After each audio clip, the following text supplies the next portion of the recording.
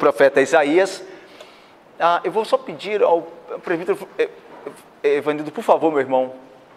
Isso mesmo, muito obrigado, muito obrigado. Livro do profeta Isaías, capítulo 1, versículo 1. Nós hoje vamos fazer uma introdução, ok, irmãos? Uma introdução ao livro. Então, para isso, nós leremos apenas o versículo 1 de Isaías 1. Aí na próxima quinta-feira, se Deus quiser, e se nós começamos com o texto do profeta Isaías. Mas hoje nós teremos uma introdução ao livro do profeta Isaías. Isaías capítulo de número 1, versículo 1, é a introdução, onde Isaías se apresenta como o autor do livro. E no capítulo 1, verso 1, diz assim: visão de Isaías, filho de Amós, que ele teve a respeito de Judá e Jerusalém, nos dias de Uzias, Jotão, Acás e Ezequias, reis de Judá.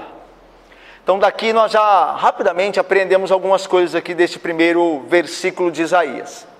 Primeira coisa é que esta visão, ela vem de Deus. Isaías é um vidente, é como se anteriormente ou antigamente se chamava o profeta. Então ele diz, eu tive uma visão, é o vidente, é o profeta. E essa visão vem de Deus, é a visão que Deus deu a Isaías. Daí o que Isaías escreve em seu livro é a palavra de Deus, ok? Porque ele recebe essa visão e então escreve-a no seu livro.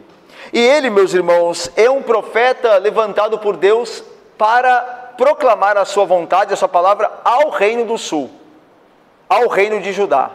Daí ele diz, a respeito de Judá e a capital Jerusalém. Então Jerusalém era a capital do reino do sul, também chamado reino de Judá. Lembram-se que em Roboão, filho de Salomão, Israel como reino unido se divide em Roboão. E aí 10 tribos formam a coligação do norte, o reino do norte, com capital em Samaria, e 2 tribos, Judá e Benjamim, formam o reino do sul, com capital em Jerusalém. Então Isaías é enviado a Judá para falar a Jerusalém, em Jerusalém. É interessante aqui também, meus irmãos, perceber que o ministério de Isaías, como nós veremos, ele é o ministério longo, que acaba incluindo a passagem de 4 reis em Israel. Na verdade, 3 reis, porque Uzias, de fato, é o rei quando Isaías é chamado ao ministério, no ano da sua morte. No ano da morte do rei Uzias é que Isaías tem um chamado para o ministério profético. E aí esse ministério, ele é de fato realizado na sua maior parte nos reinos de Jotão, Acás e Ezequias. Vamos ver isso então com calma, mas eu dei só uma palavra sobre esse primeiro versículo 1, porque é o versículo que nós lemos de introdução. Bom, essa pintura é o profeta Isaías, e há um anjo ali com Atenas, o que está narrado ali em Isaías 6, do chamado dele, tá? Essa pintura eu achei muito bonita, eu coloquei ela e fui procurar também quem havia pintado.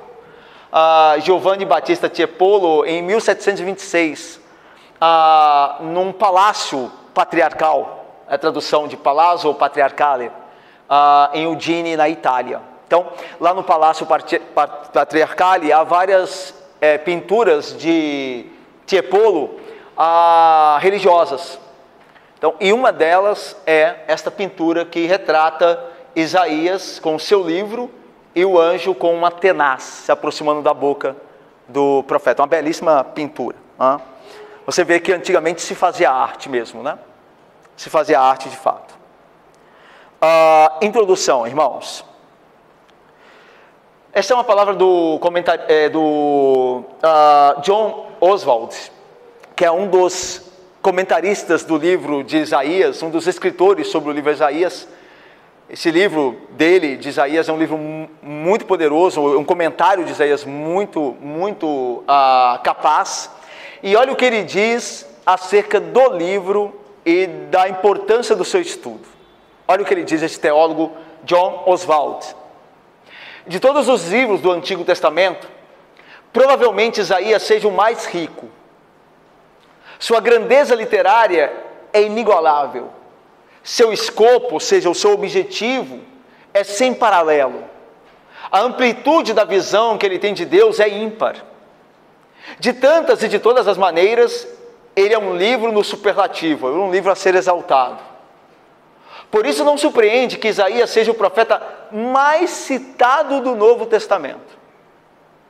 E ao lado dos Salmos e Deuteronômio, ele é de todos os livros do Antigo Testamento o mais frequentemente mencionado. Isaías é mencionado por Paulo em suas cartas, Isaías é mencionado muito por Jesus Cristo.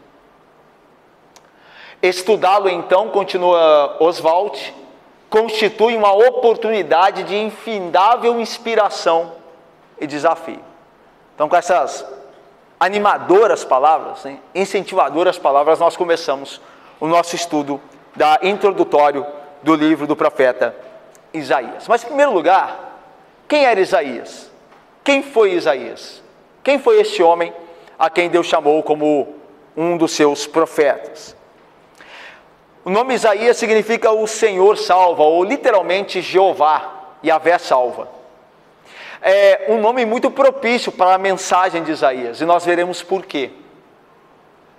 Mas este nome era muito propício para aquilo que Isaías proclamaria a Judá com relação ao caráter de Deus. Isaías então significa Jeová salva. O nome do pai de Isaías era Amós, está aí no capítulo 1, do versículo 1. Isaías, filho de Amós. Não confundir este Amós com o profeta Amós, ok? São pessoas diferentes. Segundo uma tradição judaica muito forte, Amós, pai de Isaías, era irmão do rei Amazias. O rei Amazias era pai, melhor dizendo, do rei Uzias. O que fazia de Isaías, segundo essa tradição judaica, primo de Uzias.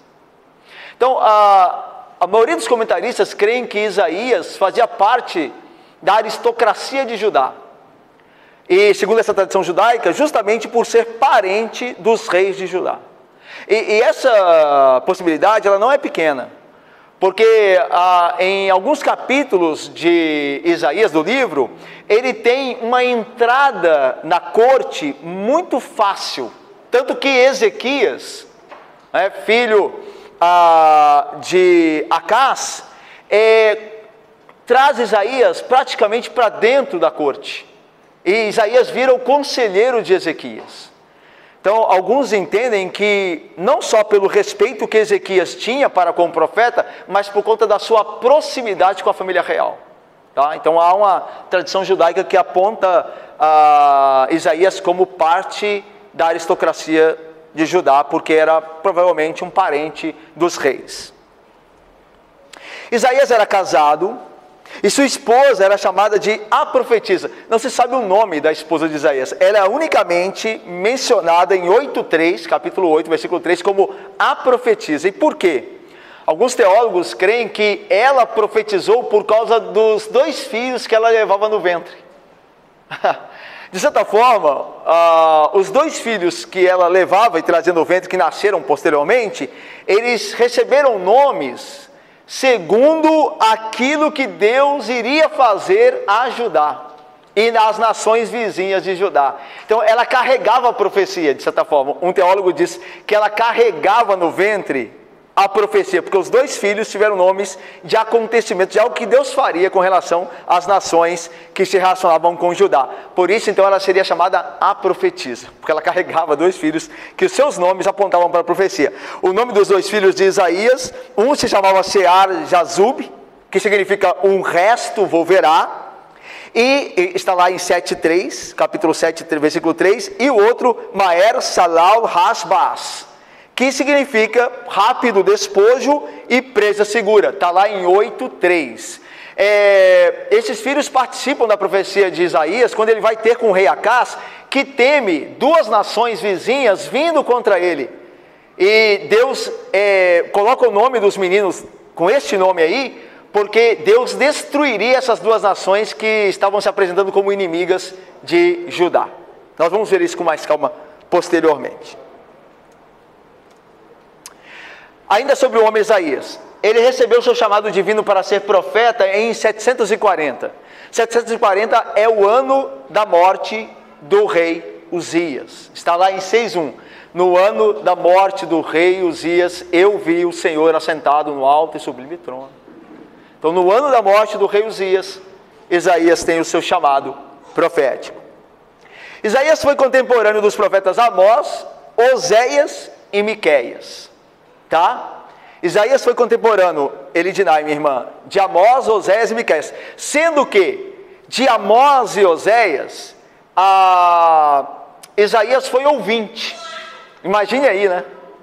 Isaías ainda era novo e ele ouvia as profecias em Judá de Amós e Oséias. Ele ouvia os profetas Amós e Oséias. Já Miqueias é um profeta que, junto de Isaías, é chamado no mesmo tempo para profetizar a Judá. Então, de Miqueias, Isaías é um profeta companheiro. E de Amós e Oséias, Isaías é um ouvinte. Que Isaías é uma testemunha do ministério de Amós e Oséias. Enquanto de Miqueias, ele é companheiro profético. Deu para entender? Mas esses são os contemporâneos de Isaías. Posteriormente a Isaías vem Ezequiel. Tá? Vem Ezequiel. Posteriormente também o profeta Isaías. Não se sabe ao certo em que ano Isaías morreu, ou o ano que morreu, ou nem como morrera. Tá? Uma tradição entre os judeus diz que Isaías fora preso e morto por Manassés. Manassés fora filho de Ezequias, que era muito amigo de Isaías, mas teve um filho que se tornou inimigo do profeta. Ele foi preso e morto por Manassés, tendo Manassés ordenado que o profeta fosse cerrado ao meio. Por isso a tradição lá de Hebreus 11:37, que fala da galeria dos heróis da fé, diz assim, alguns foram cerrados ao meio. Aí eles creem que essa é uma referência a Isaías. Tá? Mas isso é uma tradição. Não há como chegar-se a uma evidência certa, né, que prove que ano que Isaías morreu e como morrer. Tá?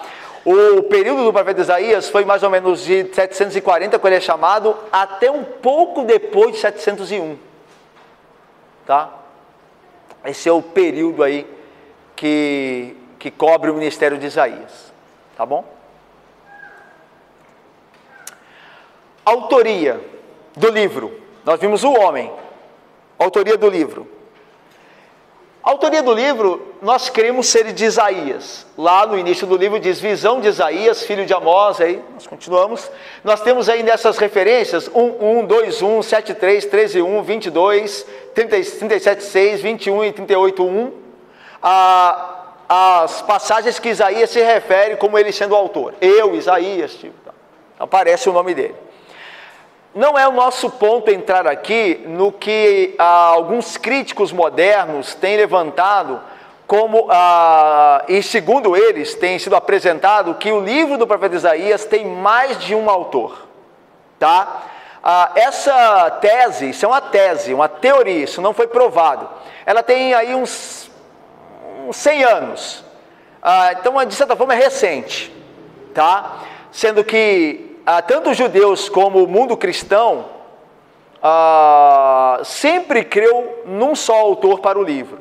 E por que eles dizem que eles defendem, esses críticos modernos, que Isaías, o livro, possui mais de um autor? Por quê?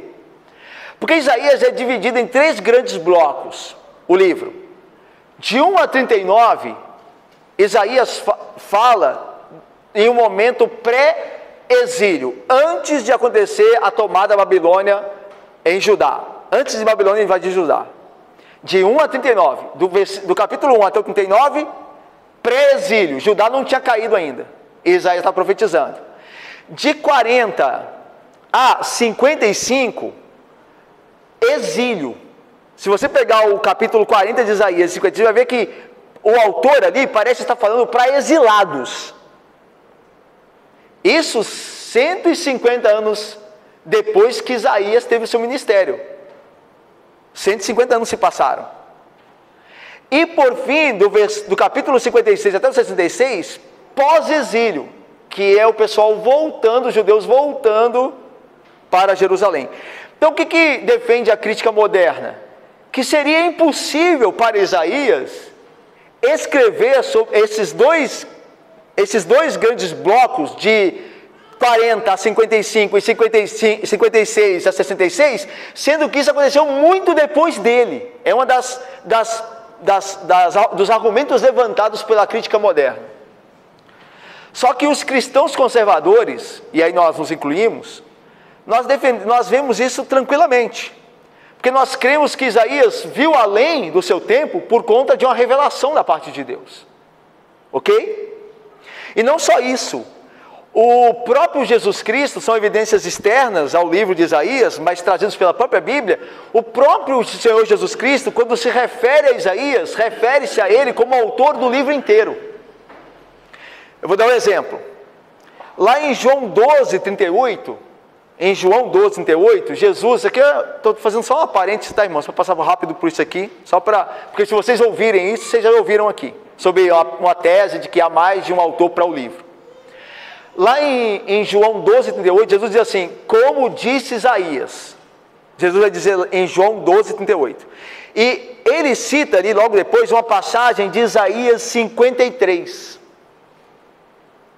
Que segundo a crítica moderna, não foi Isaías que escreveu. Mas Jesus cita essa passagem dizendo assim, assim diz Isaías. Ok? Deu para entender?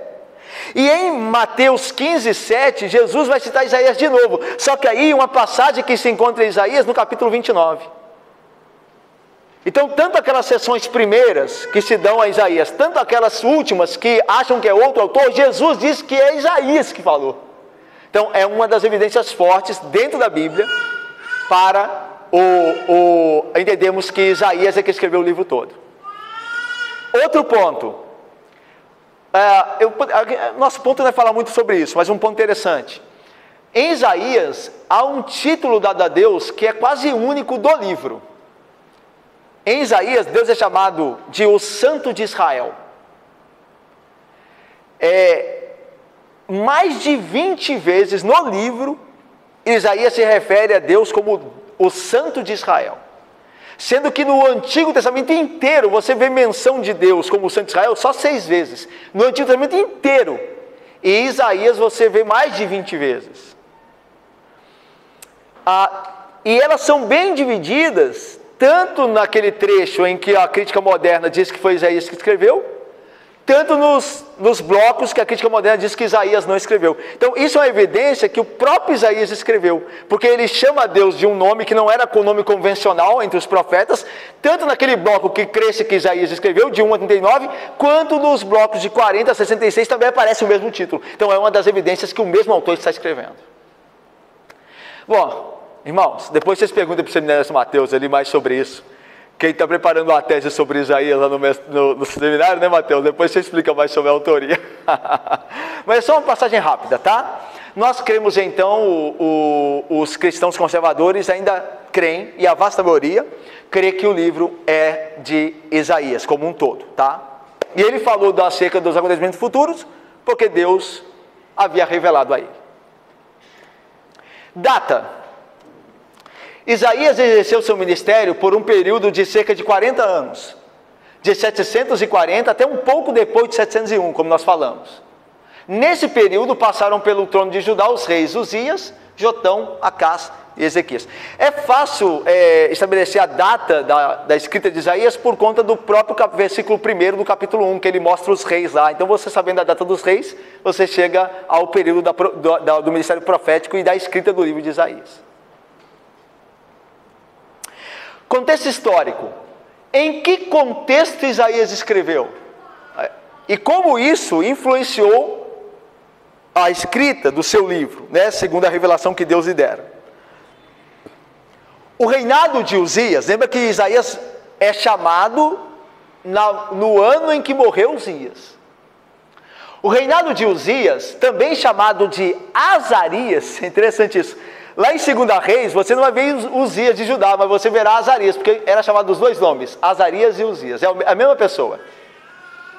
O reinado de Uzias havia trazido longo período de conquistas e prosperidade ao reino de Judá. Tanto que Uzias reinou, o reinado dele foi por um longo período, ele reinou cerca de 50 anos sobre Judá. Uzias reinou. E o reinado dele foi próspero, foi abençoado o reinado de Uzias. Tanto que, lembra quando Isaías recebe o chamado em Isaías 6? Ele diz assim: no ano da morte do rei Uzias, viu o Senhor, Yahvé, assentado no alto e sublime trono. A ideia é que quando Uzias morre, Judá sente tanto, que o povo de Judá acha que agora eles estão perdidos porque morreu aquele excelente rei. Só que a palavra de Isaías é o seguinte: olha, ainda que Uzias tenha morrido, Deus está no trono, acalmem-se, confiem nele, esperem nele. Essa é a ideia lá. Por isso que ele diz: no ano da morte do rei Uzias, desse importantíssimo rei, eu vi o Senhor no trono. Ou seja, o Senhor continua nos guardando, continuará nos protegendo. Essa é a ideia. Porque o reinado de, meu querido Roberto, o reinado de Uzias tinha sido um reinado próspero para Judá. Judá tinha gozado de prosperidade, paz relativa, não tinha muitas guerras na época de Uzias. Então Judá prosperou muito com Uzias. Mas ele morrera, mas Isaías ainda assim viu o Senhor assentado no trono, ou seja, ele está sob o controle. No reinado de Acás, o legado de Uzias é ameaçado.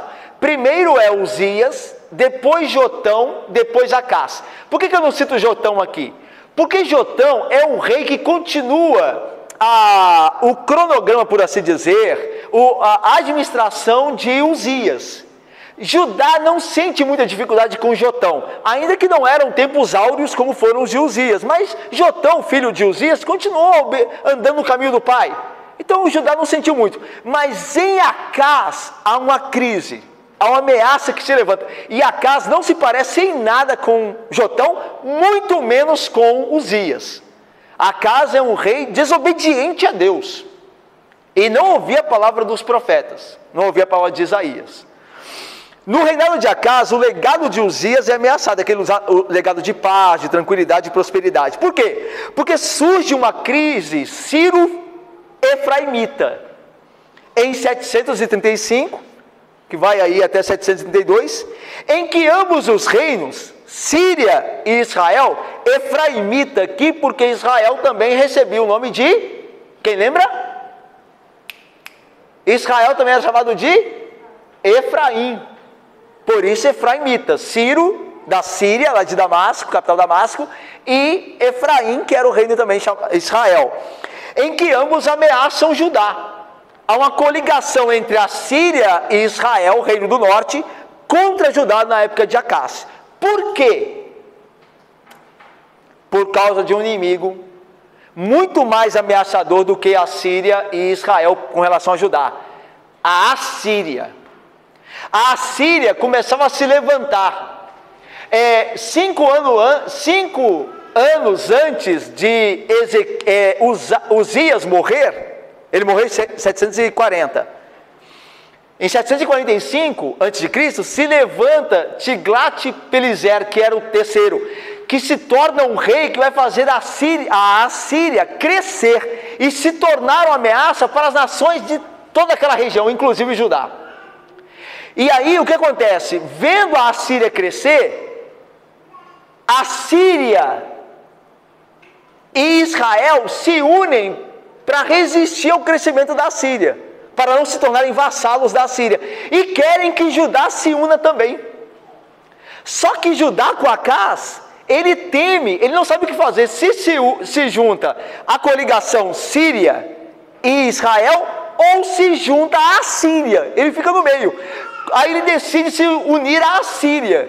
Então a Síria e Israel atacam Judá para tentar tirar Acás do trono e colocar um vassalo dele no trono, para ter uma coligação de 3 reinos contra a Síria. A gente vai fazer um desenho aqui que a gente vai entender.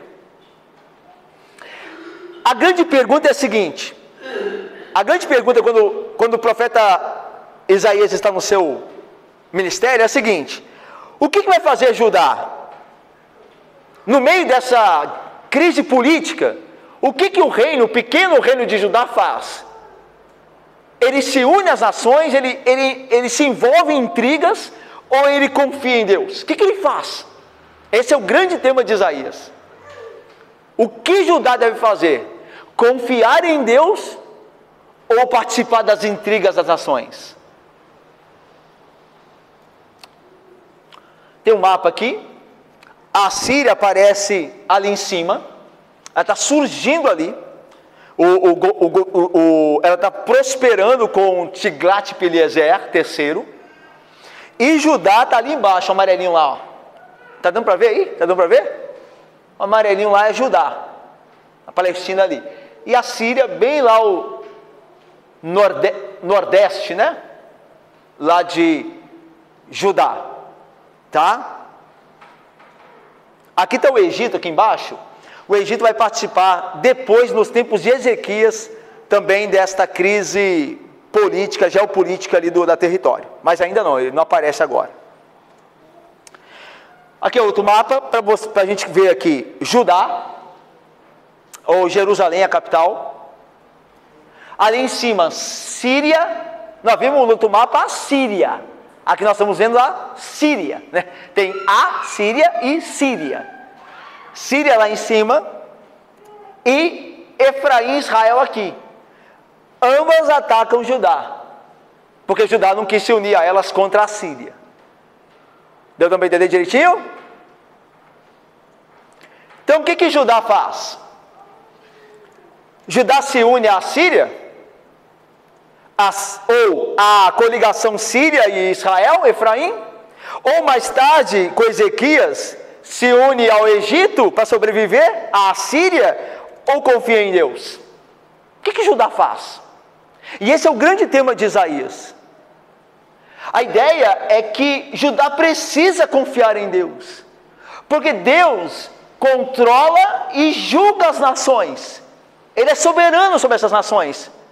E Judá é tentado a se esquecer de Deus e confiar nas nações, mas Isaías está lembrando que Deus é Senhor das nações. Então confie no Senhor das nações, no Senhor de toda a terra. Essa é a ideia de Isaías. Esse é o grande tema do profeta. Deu uma ideia aí, queridos? Vamos lá andar mais um pouquinho então. Cronologia. 745 a.C., Tiglat-Pileser III ascende ao trono da Síria. Aí a Síria começa a se tornar uma ameaça. Começa a prosperar com Tiglat-Pileser. Em 740, lá no sul, com Judá, o que acontece em Judá? Uzias morre. Jotão, filho de Uzias, ascende ao trono. E ao mesmo tempo, Isaías é chamado, através da sua visão lá no capítulo 6. 4 anos mais tarde, 736, morre Jotão. Acá sobe ao trono. O reino do norte alia-se à Síria para atacar Judá, que a gente viu no mapa lá. Por quê?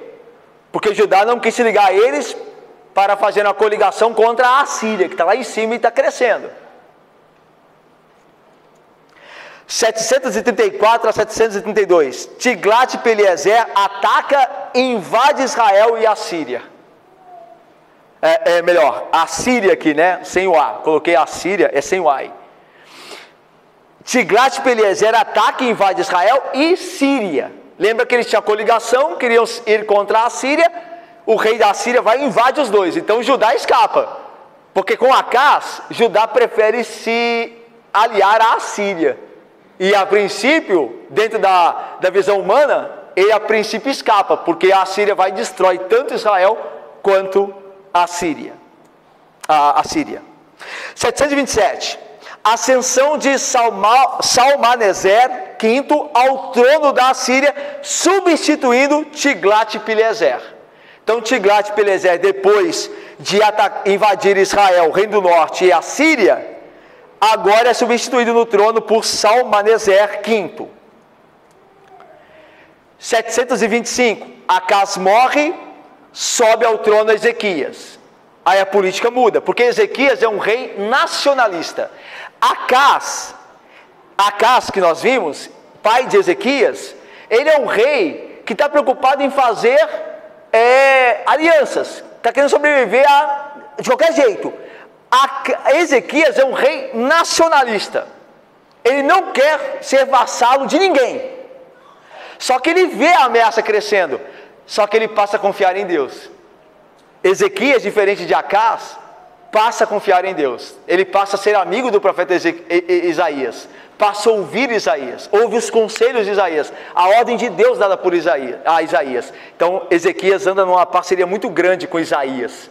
Ezequias e Isaías são amigos, e Ezequias sempre está ouvindo Isaías, e o reino na mão de Ezequias vai bem, apesar da Assíria chegar a sitiar Judá, mas Jerusalém não é destruída. Nós vamos ver lá para frente, né? Por que não é destruída?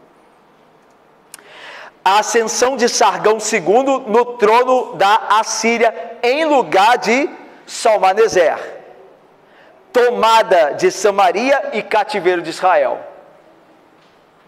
Então aqui, com Sargão II, Israel cai, ele deixa de ser reino. O reino do norte é destruído por Sargão II, pelo reino da Assíria. Acabou o reino do norte, não tem mais. Sobrevive só o reino do sul, Judá. Judá é o único que sobrevive.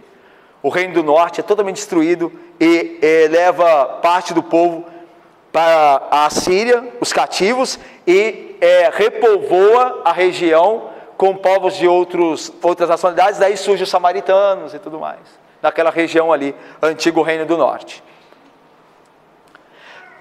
Sargão invade a Síria, Asdod na Filistia é capturada. Deixa eu só voltar aqui rapidamente.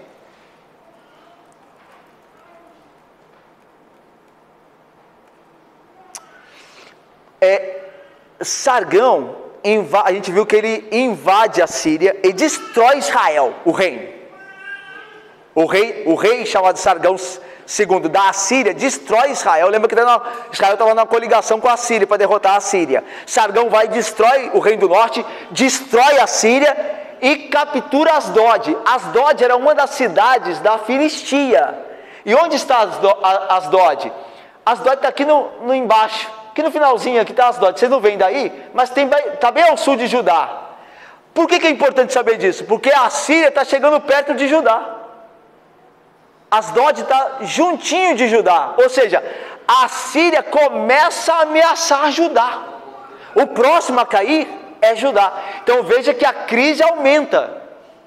A crise está aumentando, porque a Síria está perto, e quem é o rei? Ezequias, e ele está ouvindo Isaías, só que a Síria está chegando. Isaías está falando assim, confia em Deus, confia em Deus, e Ezequias está olhando e a Síria está vindo. Aí ele olha para o lado, para a região sul de Judá, e cai Asdod, o reino da Filistia lá. E imagina Ezequias, o rei, é para confiar mesmo? Porque o negócio está ficando escuro para a gente aqui. Então, essa é a tensão. Ou seja, parece que quanto mais você confia, mais piora. Não tem hora que é assim? Quanto mais você confia, mais piora. Essa é a ideia aqui. Que Ezequias está ouvindo Isaías, e está olhando, está piorando as coisas, está continuando ouvindo. Então essa tensão. Vamos lá. Voltando aqui. Vamos lá. Tomada a Babilônia pela Síria, a Síria destrói o reino do norte, Israel, destrói a Síria, captura Asdod, toma a Babilônia, está governando tudo, está tomando tudo a Síria, falta só Judá. E essa é a pressão que Ezequias tem lá. O que ele faz agora? Confia em Deus ou se une à Síria?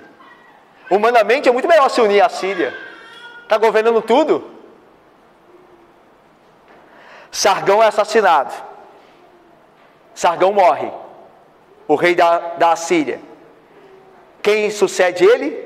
Senaqueribe. E é Senaqueribe que vai invadir Judá e vai cercar Jerusalém. Só que ele não vai conseguir entrar, porque milagrosamente Deus faz com que as tropas dele se retirem para nunca mais voltar. É um mistério até hoje o porquê que, tendo cercado Senaqueribe Jerusalém, porque ele acabou com Judá. o reino, o território de Judá. Só faltava tomar a capital. Ele cercou a capital. E o cerco teve meses e meses de cerco, até acabar a comida e tudo lá. Aí quando Jerusalém ia cair, alguma coisa aconteceu que Senaqueribe se retirou, e o exército dele se retirou, e nunca mais voltaram. E Isaías tinha dito a Ezequias: confia em Deus, que Deus te livrará. E Ezequias confiou até o fim. E houve esse milagre. A gente vai ver isso mais para frente no livro do profeta. A gente viu o contexto histórico, contexto religioso. Como é que estava a religião de Judá? Judá estava assistindo à degradação espiritual e moral do reino do norte. Israel, o reino do norte, era um reino imoral, desde o seu início, com Roboão. E com Jeroboão depois, e na época de Uzias, que Uzias reinava em Jeroboão II, Israel, o reino do norte, sempre começou adorando a Baal, sempre, era um reino fadado ao fracasso desde o início. E Judá via a degradação moral deles, e viu também Israel ser punido em 722 pela Síria, Israel cair. Judá viu tudo isso, a degradação espiritual moral e a queda. Só que aconteceu, ao invés de se voltar Judá para o Senhor, ela seguiu nos caminhos de Efraim, ela passou a imitar os pecados de Efraim, pecados que haviam destruído Efraim, o reino do norte. Judá, ao invés de se arrepender, olhar aquilo e falar: gente, vamos para outro caminho, vamos obedecer ao Senhor. Judá começou a importar pecado, né? Digamos assim. Começou a imitar os pecados de Efraim. E em breve, Judá também seria, a semelhança de Israel, punida. Em breve também. Tanto que o profeta Isaías fala ao rei Ezequias que Jerusalém vai cair. Mas não nos dias de Ezequias. Porque Ezequias tinha sido fiel a Deus. Mas que Judá iria cair, Jerusalém iria cair. A mensagem de Isaías nesse contexto religioso, de pecado de Judá, é a seguinte: é de juízo divino sobre o reino do sul também, como Deus havia destruído o reino do norte, ele ia destruir o reino do sul, sobre a casa de Davi. Mas é também uma mensagem não só de juízo, mas acerca da graça e da misericórdia do Senhor em providenciar para Judá a salvação. A salvação de Judá seria trazida pelo Messias prometido. Esses textos todos que estão aí são textos, não só esses, mas são textos que falam sobre a promessa messiânica. E falando do Messias, eu parto para a parte final aqui da nossa introdução. Isaías é conhecido como profeta, digamos assim, o profeta messiânico. É o profeta em que Jesus aparece com mais clareza no Antigo Testamento. É o profeta que desenha a imagem de Cristo, por assim dizer, revela com mais precisão, com mais clareza. Você vê muito a Cristo, Jesus, em Isaías. Em Isaías, o Messias é rei. Porque um menino nos nasceu, um filho se nos deu. O governo, a ideia de reinado, o governo está sobre os seus ombros. Aí faz a parte do seu nome, que é maravilhoso: conselheiro, Deus forte, Pai da eternidade, príncipe da paz, a ideia de governo, príncipe, o reinado, para que aumente o seu, de novo, governo. O Messias é rei, está falando de governo, e para que venha paz sem fim sobre o trono, reinado do Messias. Então, para afirmar o que o rei faz, estabelece o juízo, e a justiça é o que o rei faz, desde agora e para sempre. Então, o Messias, esse menino que é dado, é um rei. Mas aqui também ele é rei, em Isaías 11. Deleitar-se-á no temor do Senhor, está falando do Messias.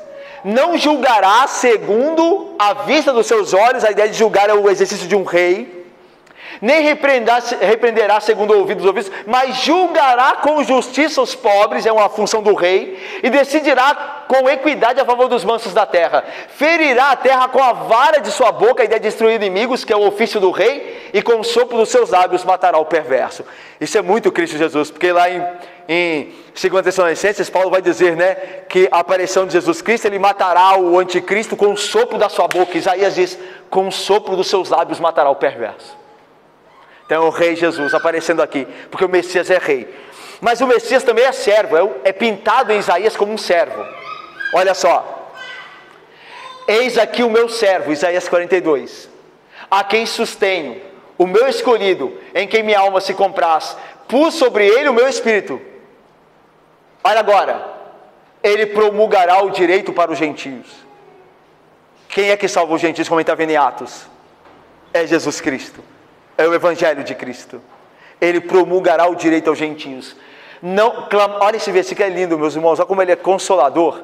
Não clamará nem gritará. Lembra? Jesus Cristo não abre a sua boca, como ovelha muda levada aos sociadores.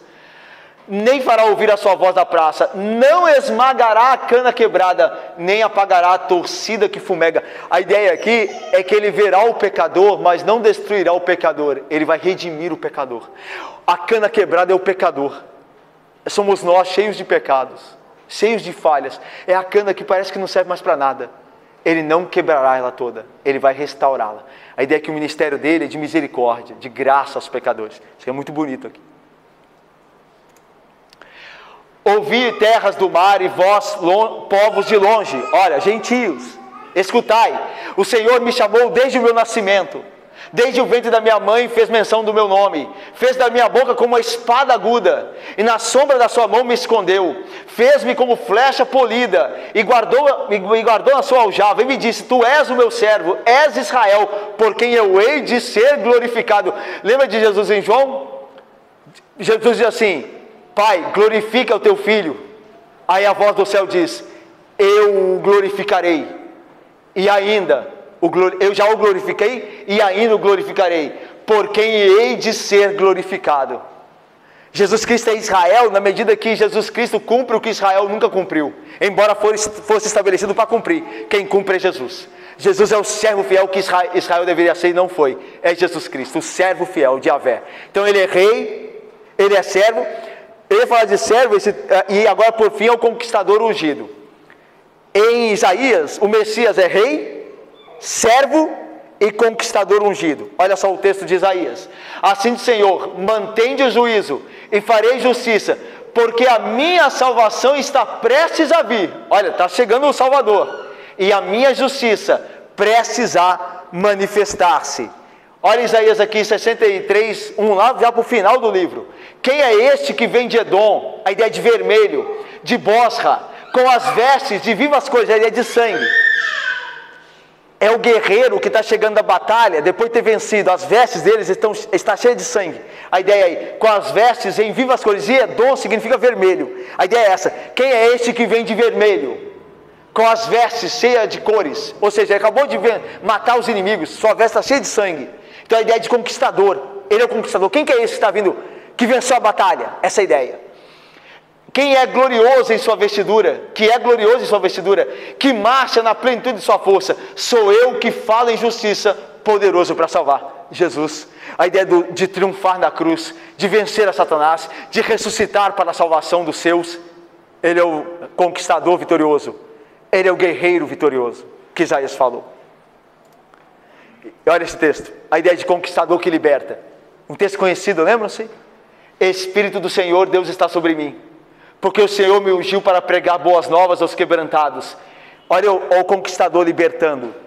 Enviou-me para curar os quebrantados de coração, a proclamar libertação. É o conquistador que triunfou libertando os cativos.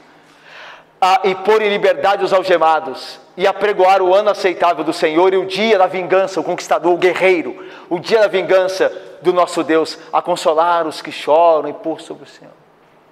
A ideia do conquistador ungido. Então, em Isaías o Messias é rei, servo e vitorioso, e conquistador ungido. Rapidamente, estrutura, caminhando para o fim, estrutura do livro de Isaías. Do capítulo 1 a 12, profecias acerca do Reino do Sul e sua capital Jerusalém. Do capítulo 13 a 24, profecias sobre os castigos de Deus sobre as nações pagãs. Do capítulo 25 a 27, palavras sobre a segurança encontrada em Jeová. É preciso confiar em Jeová, é o centro aqui da mensagem de Isaías. Capítulo 28 a 35, a exortação a se confiar em Deus e não nas nações. Capítulo 36 e 39, alguns fatos da vida de Isaías e seu relacionamento com o rei Ezequias. E capítulo 40 a 66, profecia sobre a vitória do ungido e o futuro glorioso do povo de Deus. Essa é a estrutura do livro do profeta Isaías. Se Deus quiser, nós vamos passar por ela, se Deus permitir. Eu termino aqui com temas teológicos. Alguns temas importantes sobre Deus no livro do profeta Isaías. Primeiro, Deus é Senhor da história. No livro do profeta Isaías mostra isso claramente. O Senhor julga as nações, o Senhor levanta reis. Antes de Ciro ser levantado como libertador dos judeus da Babilônia, ele diz: você é meu ungido, Ciro, dá até o nome. Ciro, o meu ungido, ele fará minha vontade, ainda que não me conheça. O Senhor é Senhor da história. A necessidade de se esperar em Deus, um tema profundo no ministério de Isaías. Confia em Deus, confia no Senhor. E como isso é precioso para a gente hoje, né? Hoje que a gente está num ambiente tão enfervescido, né, com a política. Parece que a gente depende só da política para salvar a gente. Só a política. Se o presidente cair, se o fulano assumir, se o partido tal voltar, então nós estamos perdidos. E às vezes como igreja a gente entra nisso, sem perceber. Vejam, meus irmãos, quando eu falo isso, eu sempre faço um parênteses, né? Não quer dizer que nós devamos ser apolíticos, né? Nós somos políticos, nós temos nossos políticos, nós temos nossos partidos de preferência, nosso viés ideológico, temos que ter. Mas a nossa confiança última não está nessas coisas, tem que estar no Senhor. Esse é um grande tema do profeta Isaías. A esperança tem que estar em Deus. Aconteça o que acontecer. Terceiro, o Senhor corrige o seu povo e julga o pecado das nações. O Senhor não só julga as nações, mas também usa a vara para corrigir o seu povo, para que o seu povo não pereça. Dos temas teológicos de Isaías, tá? A igreja não está longe, não está fora da correção divina. Se ela falhar, o Senhor a corrigirá como o pai que disciplina o filho que ama. O Senhor salva mediante o seu rei e servo ungido. A gente viu que Isaías fala muito do Messias, da salvação por conta daquele menino que seria dado, que teria o governo, aquele servo sofredor, aquele conquistador vitorioso. A salvação vem por meio de um homem, vem por meio de um escolhido. Uma pessoa salvará o povo de Deus. Israel falhou como nação, mas há um indivíduo, há alguém que salvará o povo de Deus. Deus trará salvação por meio dele. E não era Davi, não foi Uzias, não era Ezequias, mas alguém que viria, um Cristo prometido. A salvação do Senhor é mediante o seu ungido. Só há salvação, lembra? Do Novo Testamento? Só há salvação, só importa que sejamos salvos por um só nome, dado entre os homens. Um só pode salvar. É um dos temas de Isaías. E por fim, Deus triunfa sobre seus inimigos e exalta seu povo para a sua glória. Esse é um tema de Isaías, naquele contexto geopolítico turbulento que vivia Judá naquela época, que aponta para o final também desta terra, desta era. No fim, Deus triunfará sobre todos os seus inimigos. E o seu povo será exaltado. A igreja será exaltada para a glória dele. Então, o livro de Isaías é um livro contemporâneo. Ele fala poderosamente a nós. Ele traz essas verdades. Eu elenquei algumas, tenho muitas outras, mas eu elenquei algumas importantes do livro. A Daiane sempre fala que eu tenho que avisar quando eu chegar ao fim. Então eu coloquei fim da introdução. É verdade, minha esposa me ajuda. Às vezes eu termino as coisas sem parecer que terminou. Ai, filho de Deus. Meus irmãos, nós tivemos essa introdução ao livro do profeta Isaías. Na quinta-feira que vem, nós começamos com o livro propriamente dito no capítulo 1, tá bom? Então que Deus abençoe e guarde a cada um dos irmãos. Nós vamos ficar de pé e vamos orar ao Senhor. Vamos ficar de pé e vamos orar, irmãos.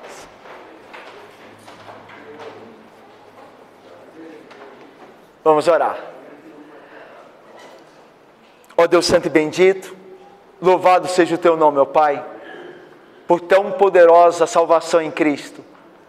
Ó Deus, e por tão poderoso livro da tua palavra, ó Pai. Ó Deus, abençoa-nos no estudo do profeta Isaías, porque o Senhor fala conosco.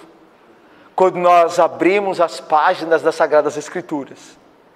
Ó Deus, que nós creiamos no Messias ungido, no Rei que governa tudo e todos, desde a eternidade, no servo que veio e sofreu por nós, e do vitorioso Cristo, que por fim tem vencido os inimigos, teus inimigos e inimigos do teu povo, ó Pai, nós que somos a igreja, para que por fim reinemos com Ele, ó Pai, para a sua glória. Ó Deus, abençoa-nos, Pai, nesses tempos de tanta confusão, onde o mundo, Pai, por conta de tanta coisa, se altera e se tumultua, mas que a verdade de Isaías esteja hoje e sempre em nosso coração, que o Senhor governa, Pai, hoje e sempre, e que nós devemos confiar em Ti. Ajuda-nos assim, despede-nos para o nosso lar em paz, em nome de Jesus, com perdão dos pecados, nós oramos. Amém.